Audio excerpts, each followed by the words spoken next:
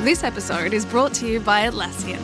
Atlassian software like Jira, Confluence, and Trello help power global collaboration for all teams, so they can accomplish everything that's impossible alone. Because individually we're great, but together we're so much better. Learn how to unleash the potential of your team at Atlassian.com. That's Atlassian.com. Tap the banner or visit this episode's page to learn more.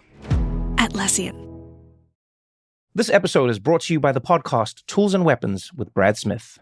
You know, one of my favorite subjects to discuss is technology. Because when you think about it, there are few things in the world that can improve or destroy the world like the technologies that humans create. The question is, how do we find the balance?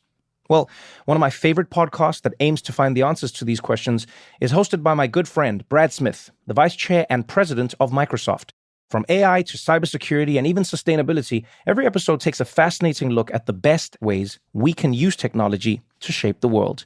Follow and listen to Tools and Weapons with Brad Smith on Spotify now. The DFS studio is brought to you by DraftKings.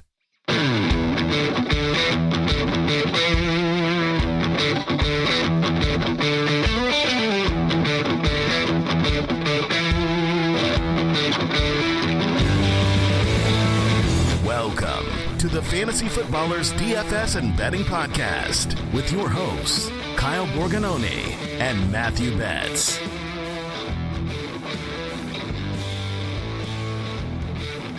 Welcome back. Another edition of the Fantasy Footballers DFS and Betting Podcast. I'm your host, Kyle Borganoni, and I am joined, as always, by Matthew December to Remember Betz. It is December, but it does not actually feel like it. It is beautiful where I am, Kyle, in Pennsylvania. You can see behind me, lots of sun is shining. It's about 50 degrees over the next couple of days, up to a cool 55, if you will, Kyle. 55! There you go, through the weekend. So I'm pumped, man. It's gonna be a great week. You know, it's a little bit chillier here in the South, but weather things aside, which maybe that's the most pertinent thing that we could start this episode with. You know, weather's usually like a small talk conversation, but I feel like it's a big part of this slate this weekend, and I'm already getting tons of questions, and I know the way that I am, and you know the way that I am. I start to get a little ornery when I get the same questions over and over and over again. You're so old. Maybe that's what it is, just the guy shouting at the clouds, get off my lawn, because everybody loves to bring up anything and everything that could cause issues in fantasy football. But over the course of time, I'm telling you, weather is not that big of a deal. And it's not that big of a deal when you look at the fact that almost every single game is going to have some type of rain in it. And so I just want to say off the bat, we have a great article on the website. I tweeted it out, put it in Discord. It is called Weather Really Matters. It's by Matt DeSorbo, who's one of our writers and smarter than you and I. Ran a lot of data and basically found that, yes, rain can affect things and it can bring things down, but it is not the ultimate death killer. Wind usually is. So, any quick overarching thoughts about weather for this weekend? I mean, you and I are covering the south and east and northeast region of the country. Yes, there will be some weather in the northeast games, especially this weekend.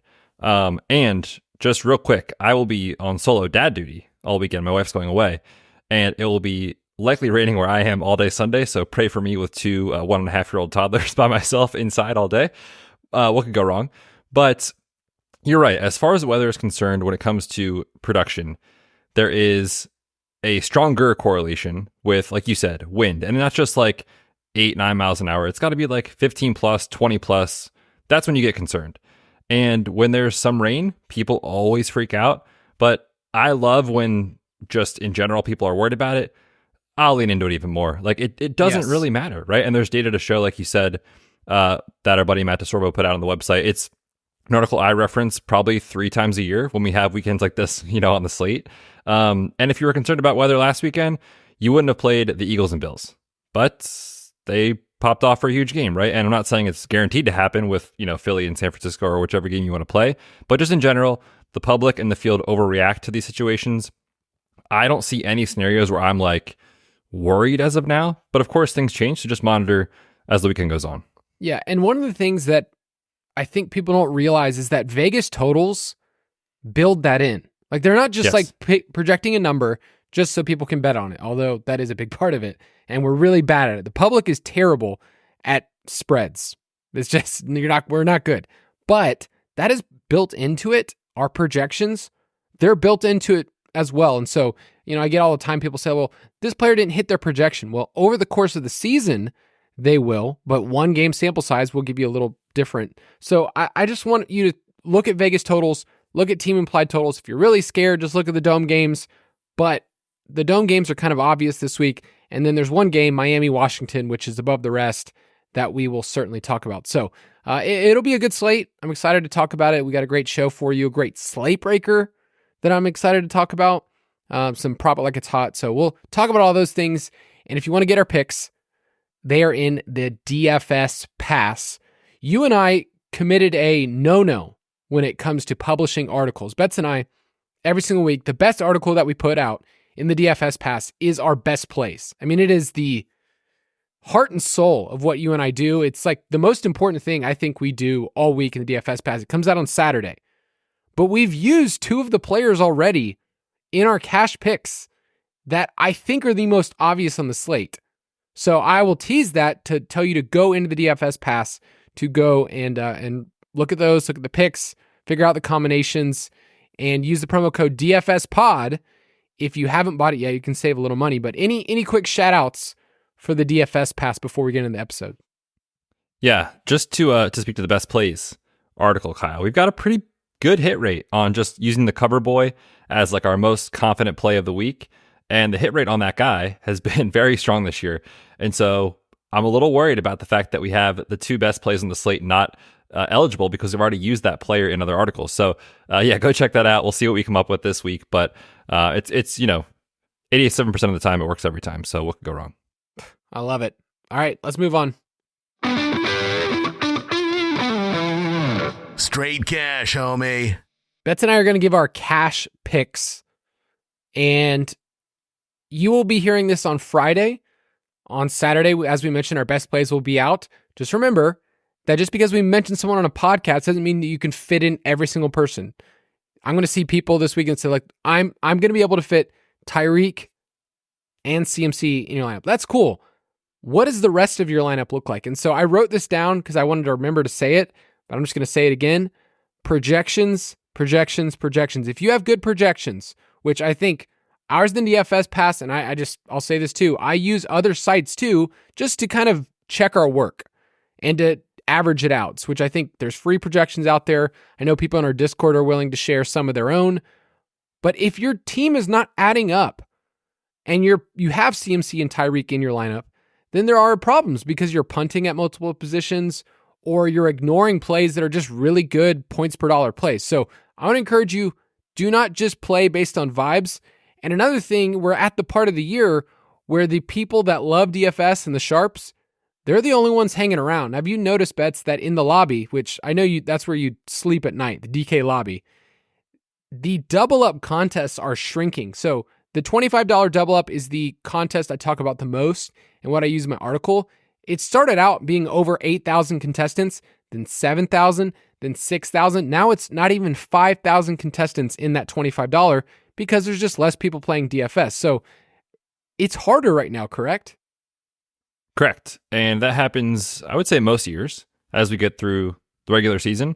So yeah, if you're listening to this, you're obviously one of those diehards. Just make sure you are still, sticking with a good sound cash process. It will get harder, but that just means we get to be, on top of our game as well. Yeah, and some people, the way that they look at this part of the year is they want to play more tournaments. That's fine.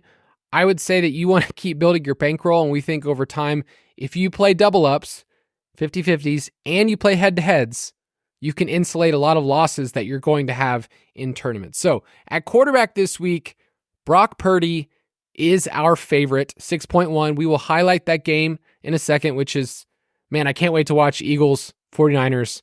I'm sure that you're just going to be stressed out of your mind for 3 hours. But this year, your Eagles bets, I looked this up, through 11 games, they're on pace to allow 4,300 passing yards and 36 passing touchdowns. That would be the exact same stat line that Josh Allen had last year, who was the quarterback one in fantasy. So it's like they're facing Josh Allen every week, and they did last week, and he went bonkers. So Brock Purdy at 6.1 is just too cheap for the matchup. Yeah, quite frankly, the Eagles' defense is not that good this year, truthfully. Like, just straight up, the numbers will tell you that, and they're getting shredded through the air. Since week 7, they're 22nd in EPA per pass attempt allowed. 7 of 11 quarterbacks that have faced the Eagles have thrown for 2+ touchdowns, so you're getting this baked-in floor, with Brock Purdy, which kind of is what he's done, right? He has like 2+ passing touchdowns in most of his starts as a 49er. And on top of that, this game environment looks very, very intriguing. We already talked about that a bunch on Tuesday, so if you missed that, you can definitely go back and check it out. I am massively into the over 23.5 team implied total for the Niners here. I think they roll. The Eagles are down, likely, Fletcher Cox on the D-line, both starting linebackers, they're starting slot cornerback. And you talked about, the weather stuff with like Philly and San Francisco. The total's gone up. Like, I'm not concerned. So we have an over in props on Brock Purdy this week. He's going to be locked in, I think, for me in cash games. Just too safe of a floor when you consider the other quarterbacks on the slate. It's Jalen Hurts, and there really isn't any other elite option that you're scared of. So for me, it's Brock Purdy this week. Tua is interesting to pay up for, but I think the way that I'm going to be attacking is playing him in tournaments. But, hey, everyone else will be too. But I think Purdy is just better for the savings. And since we have Tyreek locked in our cash lineup, we'll talk about it in a second. It's kind of like you can soak up Tua's production through Tyreek. The cheap guys, I do want to mention Russell Wilson at 5.7 at the Texans, so it's a dome game, and Baker Mayfield at 5.5. Baker feels like one of those plays that is he's been projecting well for weeks, and I haven't played him because I just don't think there's ever a ceiling. So Russ was the one that I'm tempted by. Are you tempted at all?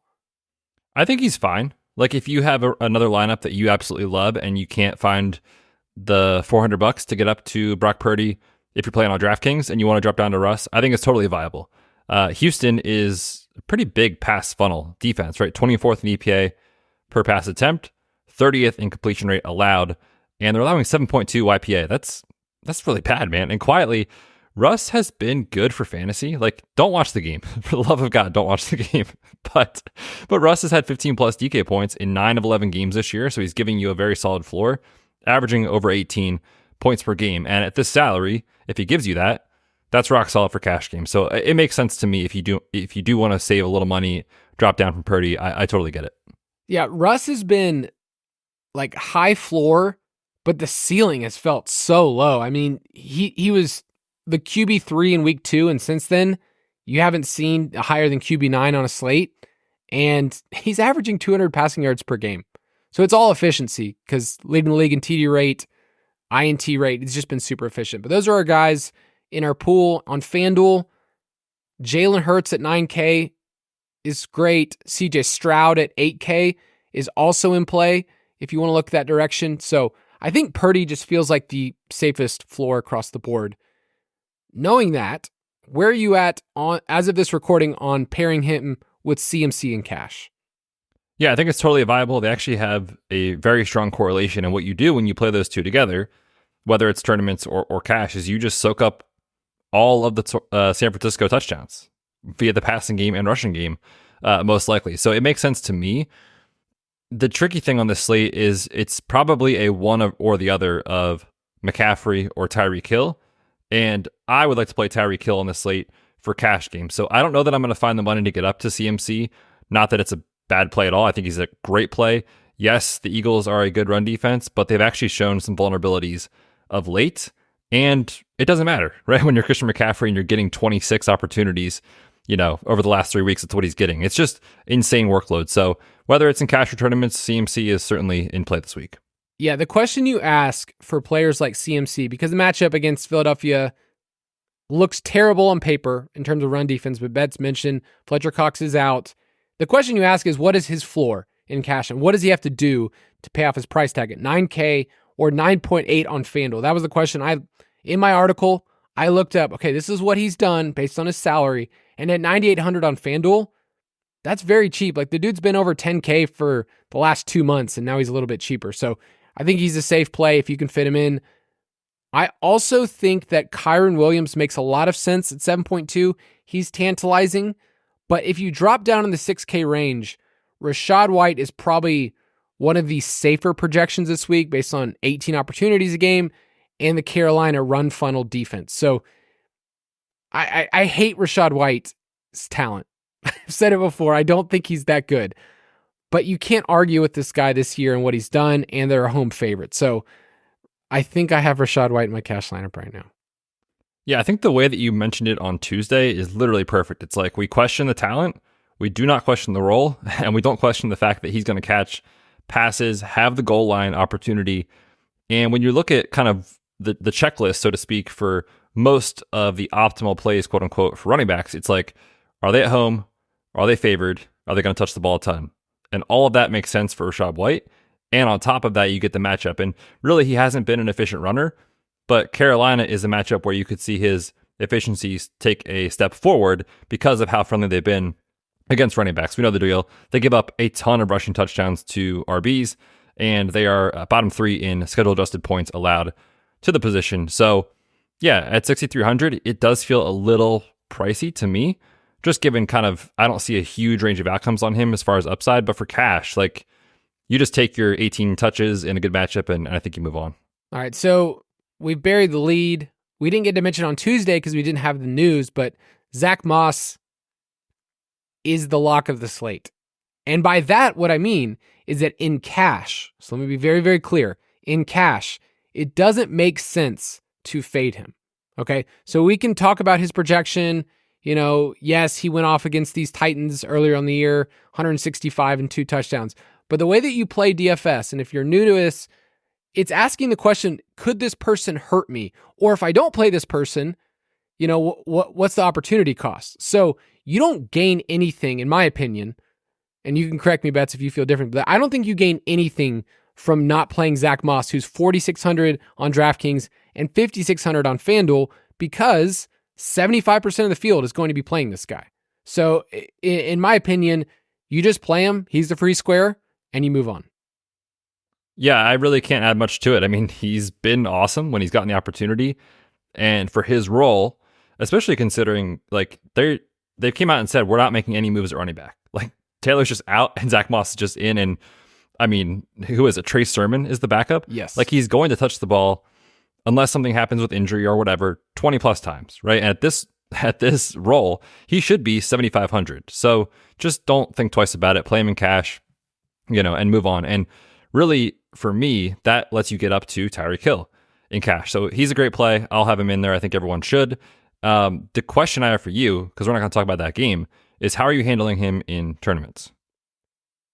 I'm going to come in underweight just because I'm more of a contrarian and I want to be able to have different roster constructions. Like at 4,600, if he gives me 15 points, you can win with that in a small field. I think in a large field, you need more than that. And I don't think he's a guarantee to hit 20 points by any means. Like his projection is going to look 16, 17, 18 points, like really, really good, but he's not a guarantee. So with that, and with the fact that we like Pity City, we like Josh Downs, there's other options in that game. You know, Moss falls in the end zone once. Cool. There's also a scenario in that game where Derrick Henry at home, like they take the lead because Indianapolis has been terrible against the run this year. So the game script wise says that he can get the opportunities. He might not get the ceiling. So I think I'm just going to come in underweight just based on my own selfish bend. Yeah, it's super interesting because like from a process standpoint, you think about just like in small field, he's going to be 75%. Like in tournaments that are less than 1,000 people. Yes. That feels like just insane. And you know, it's one of those things where like, do you just go with the chalk and just get different elsewhere because he's so cheap? I'm struggling with it a little bit. I will probably, you know, I play like 5 or 6 lineups every week. I will probably have him in roughly half of those, just kind of match the field most likely. But I was just interested to get your take because he is outlier cheap for how much he's going to touch the ball. So, I mean, he's obviously good chalk. It's just a matter of does he smash or not. Yeah, I mean, just so people know that this is probably the most obvious play of the year. I don't know. Like yeah, I think so far this year. Yeah. So here's my way to attack this in tournaments is We like Rachaad White. We like Zach Moss and Cash. We like Jaylen Warren. I probably won't be playing those guys together. Like, you can play one of them and then pick a different running back who has a lower roster percentage. Yeah, that makes sense. Okay, so Jaylen Warren at 5.4. He's 6.5 on FanDuel. He's great. I wish he got more touches, but Arizona's 31st in points allowed, 31st schedule adjusted points to the running back, and Warren, number 1 among running backs with 50-plus attempts in yards per carry, and he breaks the tackle every 5.2 rushing attempts, also number 1 in the NFL. He's a bowling ball, really hard to tackle, so I think you can play him in cash. I question his ceiling because he's sharing it with Najee Harris, who is a great bet to get a touchdown as well. Do you lean Warren over Harris? So this one is tricky. I mean, I always like playing the more talented, explosive players when I can, and that is not necessarily Najee. Now, we did take an over on Najee's prop line this week, so I'm rooting for both these guys. But isn't that the wild issue I have to what's say, that? Just like, the usually, not the prop, but like when you said the most talented one, I think it's Warren. But then when you think of like draft capital and everything else, it's like one was a first round pick, one was an undrafted free agent. Yeah, no, that is wild. But I think they're both totally fine for their own play in DFS this week. I agree with you. I think I like Warren better in cash, but they're $200 difference on DraftKings. And I'm looking right now across the industry, like Warren's projecting for double the roster percentage of Najee. I mean, would you be surprised if Najee finishes with 3 or 4 more DK points than his teammate? No. If he falls in the end zone? Of course not, right? So Najee seems like a pretty interesting tournament pivot to me. Yeah, it makes a lot of sense there. Ramondre Stevenson at 6K is going to project well. He's getting double-digit points. It's fine. Javonte Williams also is projecting well, 6.6 on FanDuel. We'll talk about that game in a second. Let's take a quick break, and then we will go into wide receivers.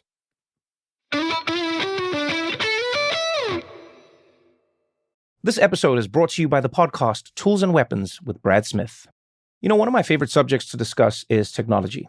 Because when you think about it, there are few things in the world that can improve or destroy the world like the technologies that humans create. The question is, how do we find the balance? Well, one of my favorite podcasts that aims to find the answers to these questions is hosted by my good friend, Brad Smith, the vice chair and president of Microsoft. From AI to cybersecurity and even sustainability, every episode takes a fascinating look at the best ways we can use technology to shape the world. Follow and listen to Tools and Weapons with Brad Smith on Spotify now. Hey, it's Ryan Reynolds, owner and user of Mint Mobile, with a special holiday message. If you sign up now for 3 months, you get 3 months free on every one of our plans, even unlimited. Now, I realize this is more of a holiday offer than it is a holiday message. But if you read between the lines, you can see a message in there. It says we love you. Visit mintmobile.com/switch for the offer. Limited time new customer offer. Activate within 45 days. Additional taxes, fees, and restrictions apply. Unlimited customers using more than 40 gigabytes per month will experience lower speeds. Video streams at 480p. See mintmobile.com for details. Betz, you got me talking about Zach Moss, game theory, and we just kept going. Usually, if you don't realize, people, we get through these cash picks and then I hit the drop, but man, we just kept on talking. But let's mention Tyreek. You should play him. And moving on. I mean, for real, like I asked myself, okay, so fading Tyreek, what do I gain in cash? In tournaments, different conversation, but in cash, I mean, this year, guys, he's averaging 135 receiving yards in Miami Dolphins wins, 1.1 touchdowns per game in Dolphins wins, and they're projected to win by 9.5. So I can't fathom just ignoring him this week. Yeah, he's going to be the most rostered wide receiver on the slate, but for good reason, not just the fact that Miami is efficient in rolls and his role is incredible, but Washington has given up the second most 15-plus yard pass plays in the league. Now they have to try to cover Jalen Waddle and Tyreek Hill. Good luck, right? So yeah, you're playing Moss, and I think you're playing Tyreek and Cash. And I think, truthfully, not having those guys is a mistake this week. So if we go from Tyreek, I think the next tier down is either Amon-Ra, who's just safe, 99 receiving yards a game, or this kind of 7K wide receiver where it's either Brandon Aiyuk or Pity City. So Aiyuk 7.2, Pity City 7.1. Do you have a lean on those two? Because I like them both a lot this week, and I know I'm already playing Moss in cash. Yeah, I lean Pittman just for the security of the targets. Aiyuk clearly is going to pop up for huge games as he's done this year, but we've seen just last week on Thursday night the floor with any of the San Francisco guys, right? When it's Debo's week, Aiyuk doesn't get there. If it's a Kittle week, those guys don't get there. So just for that reason, I think for cash games, I would play Michael Pittman taking on Tennessee.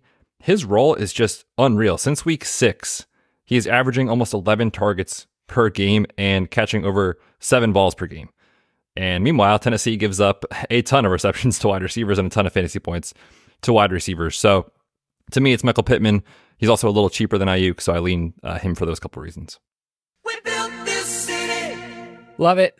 Love everything about it. The Washington wide receivers are going to show up as well. Terry McLaurin at 5.5 and Dirty Curtis Samuel at 4.1. Dirty Curtis. Dude, Dirty Curtis was your boy last week. I mean, you won me some money thanks to him. And are we going to chase those targets? 100 yards, man. When I got that 100-yard receiving bonus right on the dot at 100 yards last week, felt great. So either of those guys in your cash consideration. So for me, Curtis Samuel, it's so scary to play him after one of those weeks. Like the reason I was on him is like, oh, the usage has been pretty good, but he hasn't really popped yet. Like no one's going to play him. Let's just see what happens. Very different this week where like last week he had, an 80th percentile outcome. So I'm a little worried about it in that aspect. But we're going to talk about that game environment. Like one of these Washington guys, I think, gets there for tournaments. Who it's going to be, I have no clue. Truthfully, I have no clue. So I don't think I'm playing Curtis Samuel for cash games. I don't know if we have this in our models, but he did punch someone the week before, and you brought that up to me, and that really changed my idea of like, man, I need to play this guy. So do we have anything on that? Dude. We have a sample size of 1, and the hit rate is 100%. So I will be monitoring the on-field fights this weekend. Yeah, I mean, some players get like thrown out of the league or suspended. Like Myles Garrett didn't go so well, but we only focus on offensive players that we can play in DFS. That's our sample size. Right. I'll check it out. Don't worry. Cheap guys this week. You can play A.T. Perry, the Saints rookie, at 3.3 if Olave's out. Which, do we have an update on Olave asking for a very, very close friend that's in a home league that needs him? For a very concerned friend. I have not seen anything yet for today. Obviously, when you're listening to this, you will know, but monitor that. He was back limited on Wednesday, which is a good sign for just his outlook moving forward. So as long as he takes a step forward, over the next day or two in the concussion protocol, he has a chance to play. Numbers and the data will tell you he is a long shot to play, but no concussion is the same. So these guys recover at different levels and different speeds. So right now, truly questionable. And that is going to change the slate massively for cash games because if he's in, I don't think you can go to like Juwan Johnson types, A.T. Perry types. And if he's in and no one's going to play him, I am really interested in Chris Olave this week. So he's going to just shape the slate, I think. So just monitor that. Right now, we don't know. The other punt plays that you can consider, Greg Dortch is cheap once again. Last 2 weeks, 8 and 9 targets.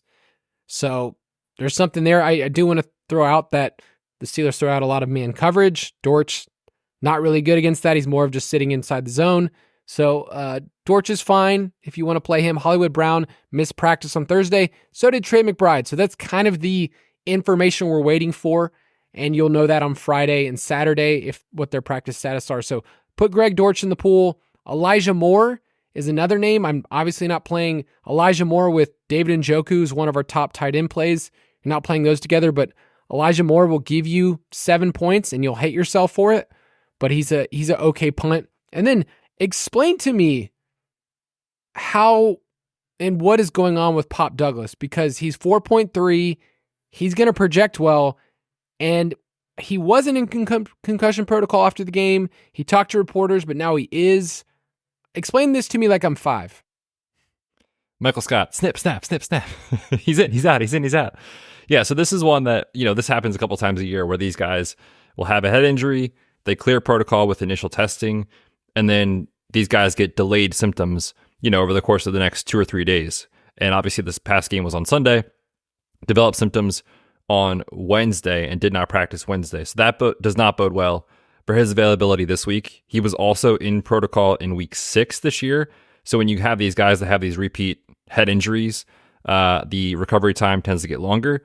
So we'll see on Pop Douglas, but I would be very surprised if he plays this week. Yeah, so those are our names. I think the strategy this week is going to be Tyreek, somebody in the middle to upper tier, and then somebody's going to punt. That's kind of like the 3 combinations that I'm seeing. At tight end, we mentioned Juwan Johnson. He's 3.4. He saw 7 targets last week. And he's a former wide receiver, so you know he's awesome, from Oregon. So he's fine at 3.4. David Njoku is probably the best points per dollar play that I like. I wish I knew that Trey McBride was playing football for my own soul, but he's somebody you could look at. Yeah, for sure. Do you have concerns about, well, I'm sure you do, but just level of concern about Joe Flacco playing quarterback for our potential David Njoku play? I was writing this up, but I was like, okay, so, is it DTR, PJ Walker, Joe Flacco? And does it matter?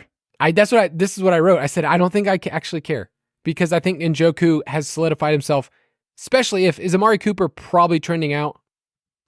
I mean, I think he's going to be 50-50 to play as the week goes on. So, of course, monitor that news. That's going to be huge for Njoku's outlook.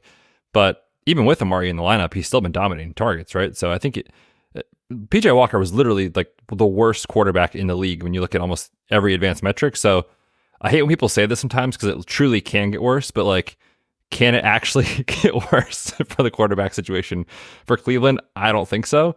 So I'm with you. I think Njoku's fine regardless. Yeah, the leaf blower outside is definitely not enjoying what we're doing right now. So there you go. Why not? Here's the thing. Like with DTR, he has a 34% target share.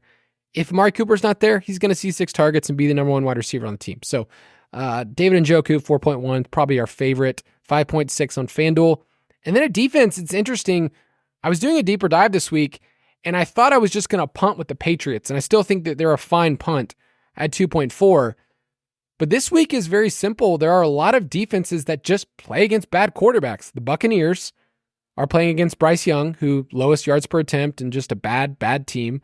The Falcons are playing against Tim Boyle, who let me just try to hone this in right here. He should not be playing in the NFL, in a flag football league. He shouldn't have played in college.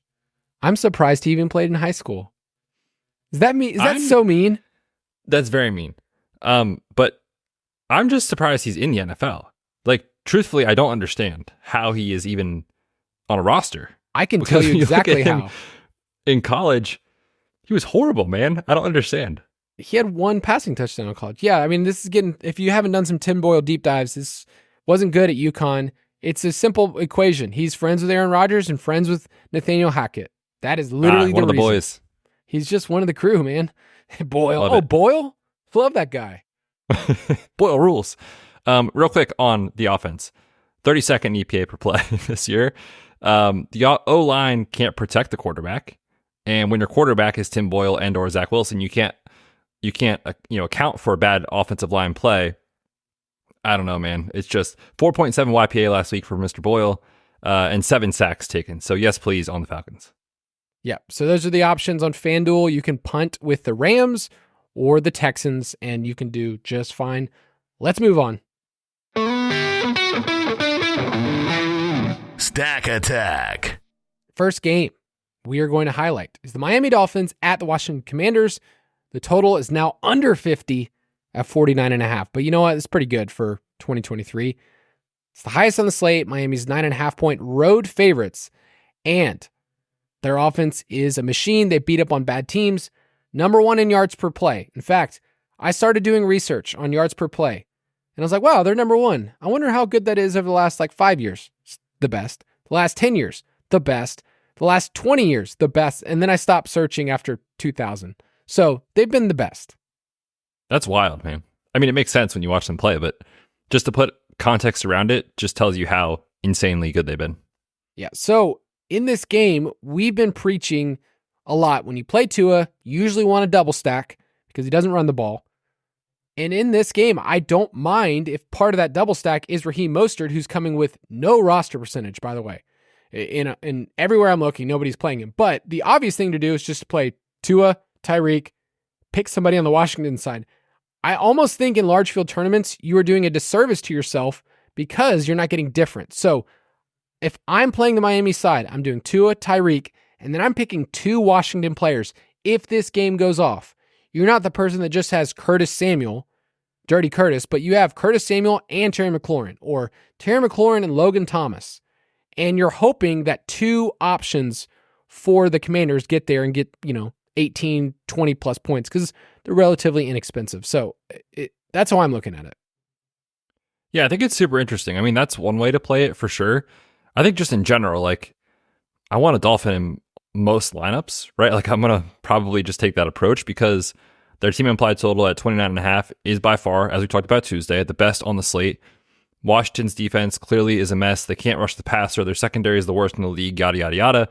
The stuff we all know, right? So, like, they're getting there. It's just a matter of how much. And to me, one of the interesting ways to play this on smaller slates, and we talked about that too earlier in the week, like, yes, it's a 10-gamer, but you can wipe off, like, 3 of these games, right? Or like even 4 if you wanted to. Just some game environments that are just terrible with Ritter versus Boyle and, Flacco and a struggling, Rams team potentially against a good defense. Just examples of games that don't look great. And so what I'm saying is if there are only like 2 or 3 games that pop off this week, you can have multiple Dolphins in your lineup. And I don't think you should necessarily feel compelled to definitely have Tua. Not saying it's bad to play them together. Obviously, the correlation's great. But like, if you have a cheaper quarterback and a stack that works, you can onslaught the Dolphins and still feel confident that you're getting exposure to this team and don't feel like you have to force Tua because he is expensive. That's the thing that I'm struggling with is if you play Tua and you play Tyreek, it's tough to make other stuff in your lineup work. So maybe that's just the way that the field will approach it too, and that is a good play. But just I've had success where I've played one of the running backs with Tyreek. I've had success in previous weeks where I've actually played Waddle and Tyreek and had a cheaper quarterback stack elsewhere. So like it's kind of counterintuitive, but just, we bet on the Dolphins every week for obvious reasons. This is an incredible spot against the Commanders defense. Yeah, I love that point. You don't need Tua most of the time. I'm not saying he couldn't go off for like 4 touchdowns. So it's one of those things that, I look at Tyreek and I look at what he's done this year and his salary. And so that's always the question I have. And I have this in pace of play, but he has 3x'd on his salary 7 out of 11 games. Meaning if you take his salary, which is at 9.6 right now, and you 3x that, you're saying he's going to get 30 plus points. And I think you and I would both say that feels pretty well within the range of outcomes. 7 out of 11 games this year, that's what, like 60-something, 70%. That's likely to happen again. The only games that it didn't happen is the Dolphins only put up 24, 20, 17, and 14 points. So that's the only route of not playing Tyreek is you're saying that the Dolphins don't hit their team implied total. Like they don't hit 30 points. And I think we're saying they do, but just keep that in mind if you're building. So are you saying that you'd be open to doing Mostert and Tyreek? Yeah, Mostert and Tyreek. If we get positive news on Achane and Tyreek, certainly all those things are viable. I will say on FanDuel, Waddle looks particularly interesting, where he's only 7,800. He's had 8+ targets in 3 of the last 4 weeks, so he's interesting, especially over there where the price adjusted is cheaper for Waddle. But man, the Dolphins are going to, I think, certainly roll here and put up a bunch of points. So we like Washington because Sam Howell just doesn't care, man. He is so fun for fantasy. His pass attempts last 6 games, 42, 52, 45, 44, 45, and 44. They throw even more when they're trailing. So we just have to project in a ton of passing attempts. The worst part about Washington is it's always spread out. Like, is it Dotson week? Is it a Samuel week? Is it Logan Thomas? Is it Terry? So tell me who it is. So last week it was Curtis Samuel. This week I think it's Terry McLaurin. I think it's time for Terry. He leads the team in target share, air yard share. He's been kind of quiet recently, but he's the guy I'm going to bet on this week, especially if you think about potentially if people chase what Curtis Samuel just did. That would be a reason for me to go into Terry. But I think truthfully the best way to play it, if you are just taking kind of more of a mathematical approach, is to let roster percentage dictate the answer for you. Because when the field condenses on one guy, when we know that the target share is so spread out, I'll just bet against what the field thinks in tournaments and just take the lower rostered guy. So for me, this is a roster percentage play. If the field is completely off Jahan Dotson, feel free to take a shot. If no one's going to play Curtis Samuel despite last week, go ahead and take a shot. It just makes sense to me because they're so cheap. You can certainly correlate it with Miami, or like we said, you can fit, if you play a Tua, Tyreek, you can fit one of these cheap guys, Dotson, Curtis Samuel, Logan Thomas, whoever it is for you, in your lineup and actually have salary to work with elsewhere. So either way, I think one of these guys gets there. I just don't know who it is. Yeah, I lean Terry this week, which usually, I'm not a huge Terry guy. I'm really not.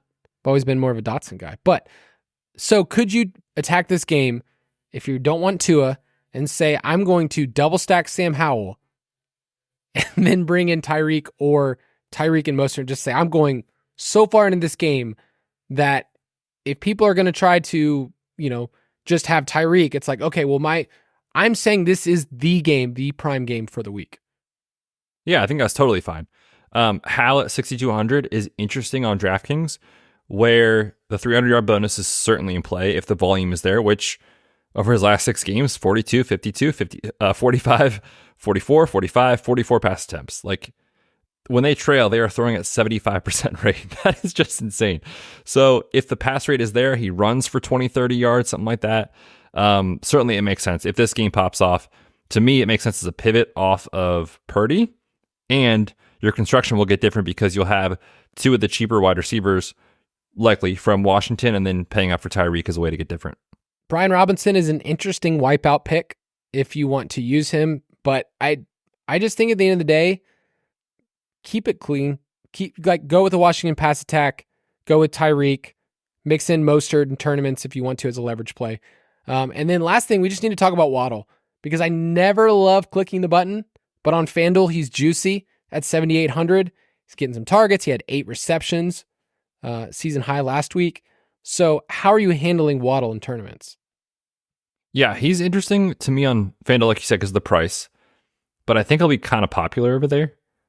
So it's one of those DK plays that I think just doesn't feel right, but no one is going to want to play him because it's like, I'll just find the extra 2,000 to get up to Tyreek. So to me, he's interesting as a tournament play on DraftKings. All right, give me your Vegas pick. I'm going to take Miami minus the 9.5. All right, I'm going to take Washington plus the points at home. There is a route where this game hits the under, and it's if Washington either gets a lead or if they sit on a lead or there's rain, whatever it is. But like Washington, there's also a route where Washington just sucks and they're just really bad and they get beaten by like 30. So that's kind of been Miami's MO is they beat up on the bad teams this year. Next game, the one that we all had penciled, week 13, the Denver Broncos and the Houston Texans. We knew this was going to be a great game before the season. And the Texans are 3.5-point home favorites. It's in a dome, so who cares about weather? And the over-under is 47.5. Houston games over the last month, they ranked 2nd in points combined and 9th in plays combined. You get some up-tempo stuff. The Broncos have been efficient. They've won 5 in a row. Like, these teams are trending in a really good direction, but man, the Texans are expensive now. Tank Dell was popping up in the injury report all this week. Dalton Schultz doesn't want to show up to work anymore. So how are you handling the Texans? The doctor's out this week, dude, unfortunately. Doctors do that all the time. I know. Yeah, it's tough to really talk through it in detail because of so many moving parts. With Schultz certainly going to be out this week, most likely. Tank Dell, we're not sure. So it really depends on Tank Dell's status, obviously. If Dell is out, Nico Collins becomes a really strong play, as with Noah Brown if he's active. And it also makes the Stroud sack slot cleaner. If Tank Dell is in, it makes things a little muddier as far as Nico Collins and Noah Brown go. So it's just one of those that you got to monitor what's going on. But like you said, and I know you talked about this in Pace of Play, so maybe you can touch on it now, but like what CJ Stroud and Tank Dell have done has been nothing short of awesome and incredible. But the prices are going up, and so they have to continue to do more. So to me, it almost feels like this is a week where I don't necessarily want to stack Stroud and Tank Dell. I mean, 8,100. He's the QB2 on the slate. And Tank Dell is up there in pricing as well. So they have to smash. They have to do great things. And, Denver certainly is not the easy matchup it was earlier in the year. They've actually played pretty well defensively. So I actually kind of like stacking this one up from the Russ side of things. We already talked about him in the cash game section. But the thing that's nice about stacking Russ is Sutton is 5,400 on DK. Jerry Jeudy is 4,700. And I've never been a Jerry Jeudy guy, but like you can play those three and pay up elsewhere for studs. And you can bring it back with Tank Dell. You can bring it back with Nico Collins. It's very affordable to do it that way. So I kind of like that route over stacking CJ Stroud this week. Yeah, just to speak to what Betz was talking about, the combined salary of CJ Stroud and Tank Dell is now 31% of your salary. So you have to have at minimum 50 points from those two combined. So if you're not getting 25 and 25 or, I don't know, 30 and 20, like then you're going to be very disappointed in tournaments.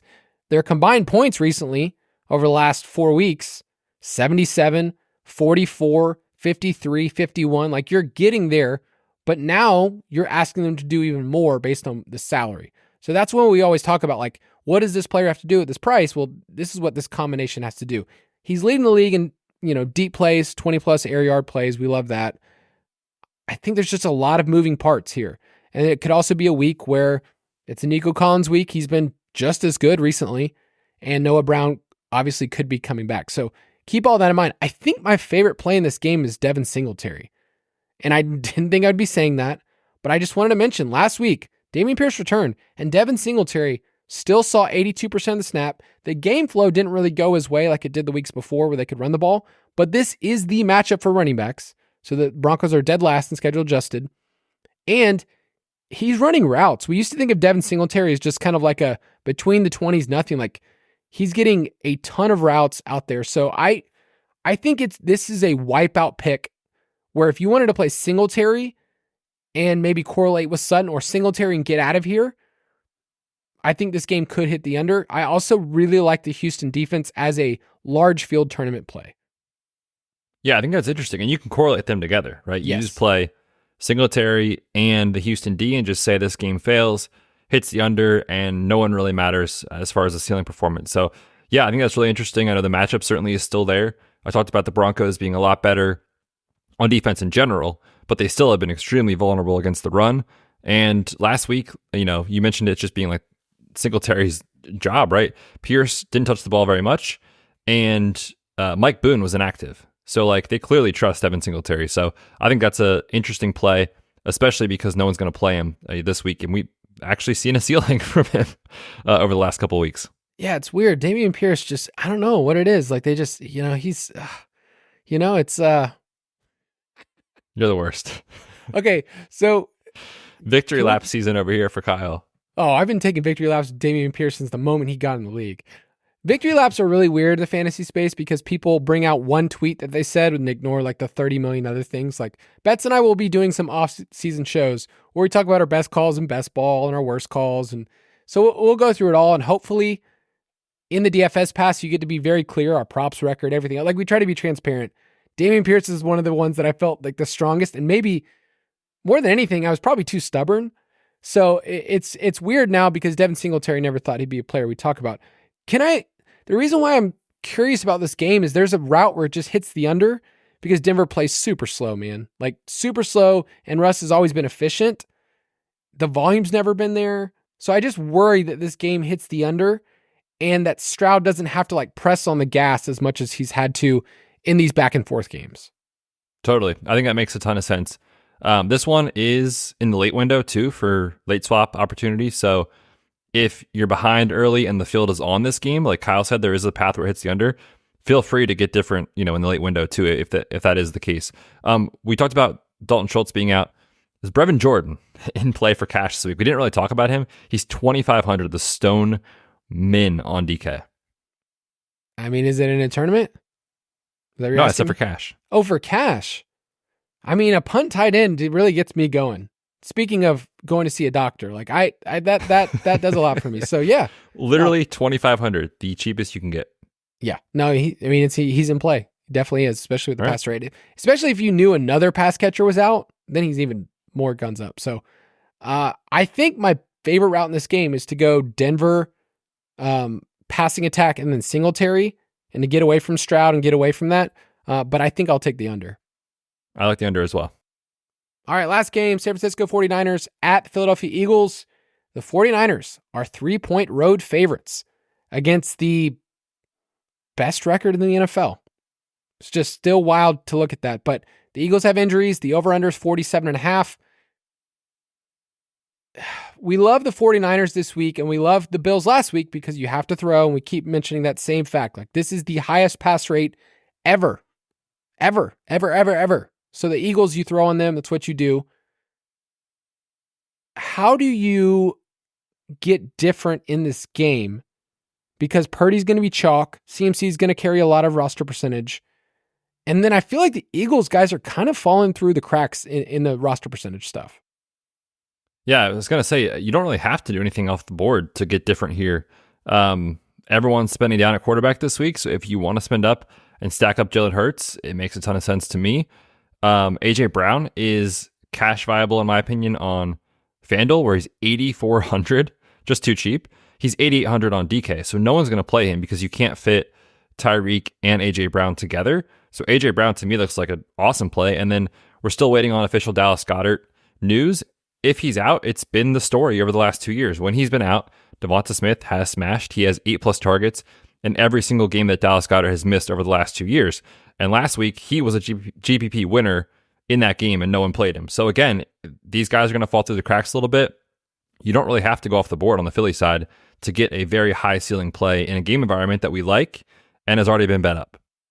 So we usually just do Hurts skinny stacks.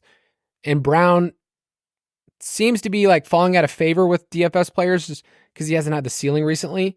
So I do like that call a lot. Dallas Goedert, it doesn't seem like he's coming back.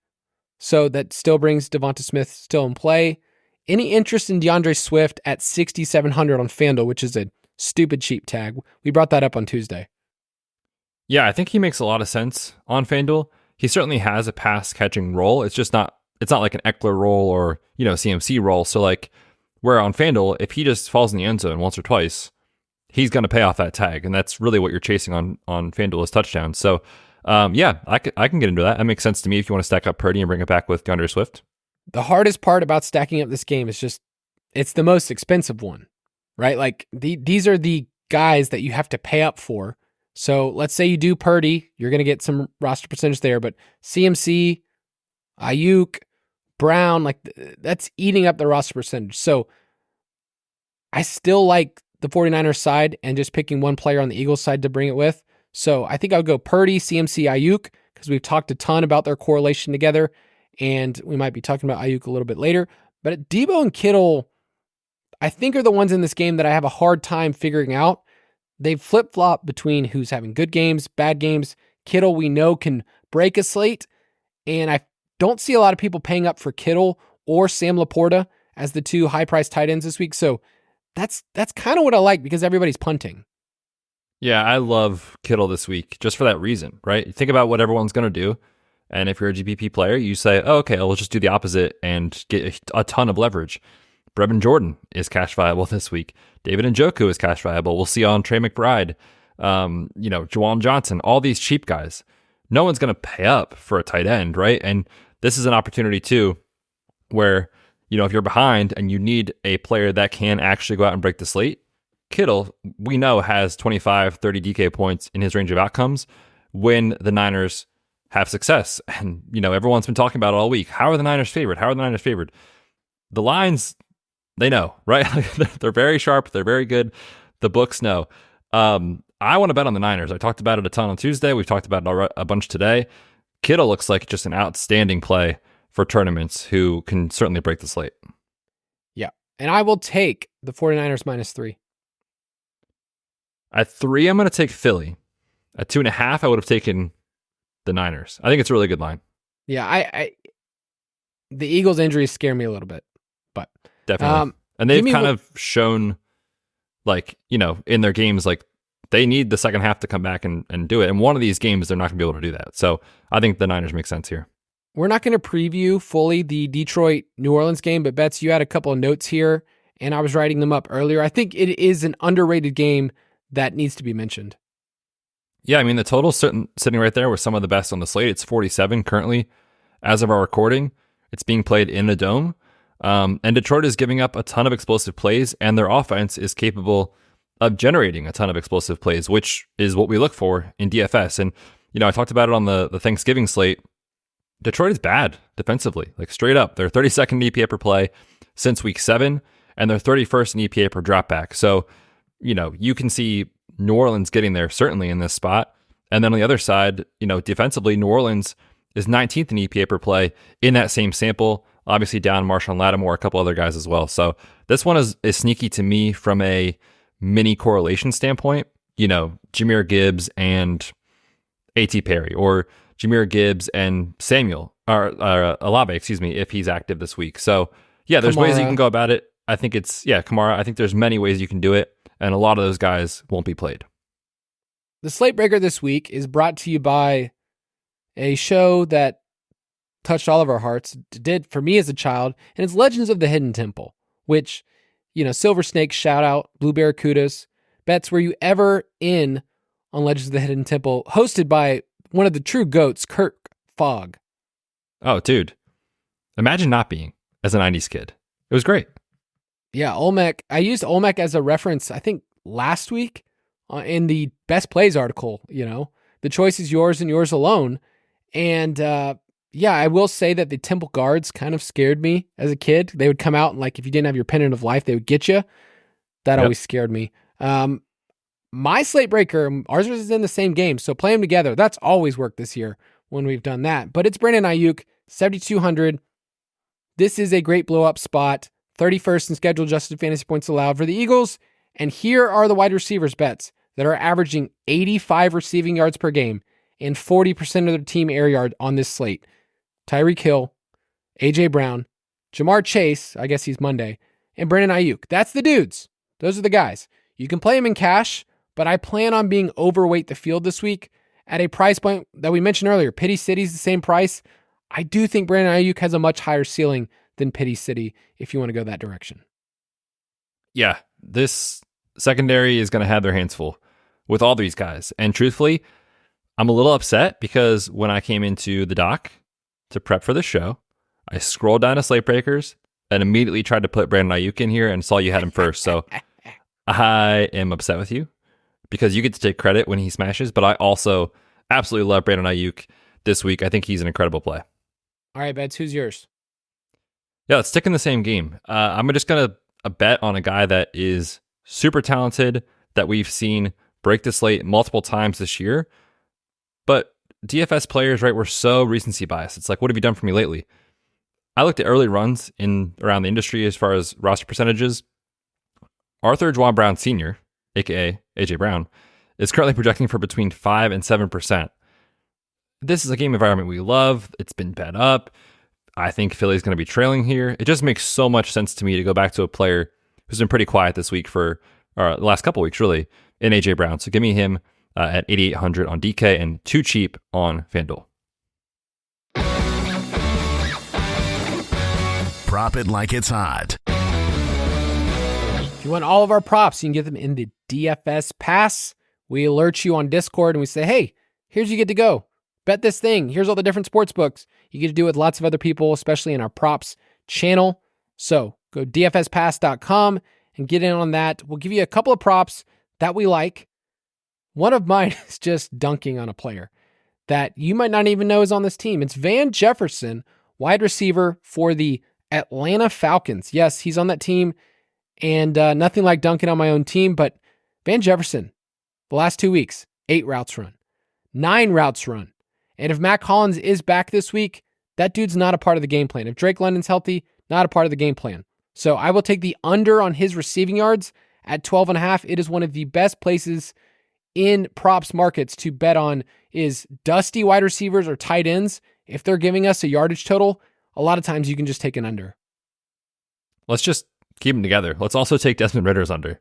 It's a low line, 174.5 passing yards, but he's taking on a Jets team that has held 8 of 11 quarterbacks under their passing yardage prop this year. And teams against the Jets have run at the league's highest rate. And what does Arthur Smith want to do? Run and run and run. And they're favored. The Falcons are favored in this game. So I just don't see the pass attempts being there. His line for the attempts is 26.5. And so for him to hit this, he's going to have to average about 6.6 YPA. The Jets are allowing about 5.8 YPA. So he's going to have to be better than league average against the Jets to do this. And Ritter just, Kyle, you may not know this, is not great at the game. Some say that's debatable, but I don't debate with that at all. So yeah, Desmond Ritter's under, Van Jefferson's under. It's going to be a gross game. 33.5. It's third lowest, our last couple of years. It's a gross game. So if you want to play with us, go to ballersdfs.com. It'll direct you to our DraftKings League, Fantasy Footballers DFS, Borg Betz. You can play in contests with us. Have fun. Get in the lobby with us. Betz. Tell everybody bye. Yes, sir. Enjoy the weekend. It is going to be, I think, a very fun slate. I'm really excited about it, actually. So hope you enjoyed the show. Good luck to you in all your games this weekend. Please, Eagles, do it again this week for me. We'll see you guys next Tuesday.